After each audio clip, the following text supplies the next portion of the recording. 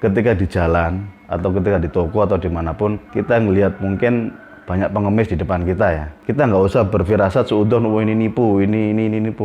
Enggak, kita kasih sesopan mungkin. Kadang kita nggak tahu, tengah malam kita terlelap tidur, dia bangun tahajud, kemudian dia mendoakan kita. Siapa tadi yang ngasih kita gitu. Nama saya Iqbal, Muhammad Iqbal. Saya selaku pemilik Zamzam Sale. Jadi menjual handphone dan aksesoris di Brondong.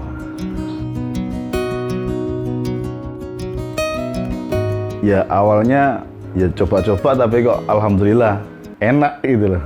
Ya kita jalani. Jadi awal mula dulu itu tahun berapa ya? 2013 kalau nggak salah. 2013. Ya alhamdulillah memang Allah beri kemudahan hingga sampai sekarang alhamdulillah berjalan. 2007 dulu saya pernah buka, itu saya join sama teman saya bagian software aplikasi, dia bagian servis, tapi ya mungkin berjalan sekitar setahun 2 tahun kalau nggak salah. Setelah itu vakum, terus saya ke Arab Saudi sana, ya istilahnya mungkin nyari-nyari mata uang lain lah, TKI. Terus sampai rumah, pulang 2012, kemudian 2013 saya buka counter ini, jual handphone dan aksesoris ini. Awalnya saya pengen, dulu itu belum semarak Android ya, awalnya saya pengen buka warnet. Cuma kok kita keliling-keliling, lihat kok warnet kok lama-lama orang-orang ini kok beralih dari komputer ke gadget gitu. Akhirnya ya kita jualan handphone tadi. Dan alhamdulillah berjalan sampai sekarang 2022 ini. Awalnya ini saya juga nggak pengen jualan handphone gitu. Cuma kok kelihatannya nanti kok komunikasi ini kok banter gitu loh, kok cepat gitu, kok kenceng gitu. Nah, akhirnya saya ke situ. Awalnya pengen saya supply Polowijo, tapi saya nggak tahu ilmunya. Jenis kayak saya datang ke Sendang, belajar sama Kaji Muandim itu di sana, ini jenis ini harganya sekian, kalau kering harganya sekian, ke pabrik harganya sekian. Kok pusing saya. Akhirnya terus saya duduk di depan counter sepupu, terus udah buka counter aja. Ya yes, bismillah. Kalau lika-liku sih ya kalau untuk Pantura ini mungkin musiman, tiap tahun sekali. Jadi kalau orang sini orang sini ngatakan musim baratan, musim angin, musim kencang itu orang nggak ada nelayan.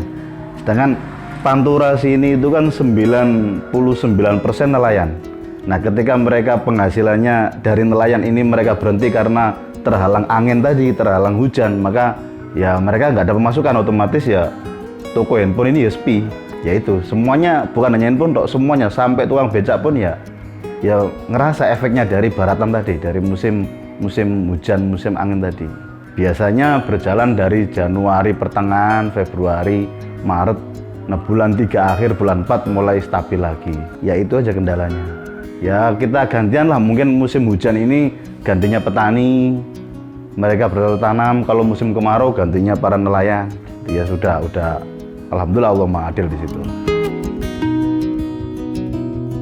Nah mulai titik terendah ini saat ini, semenjak Covid ini.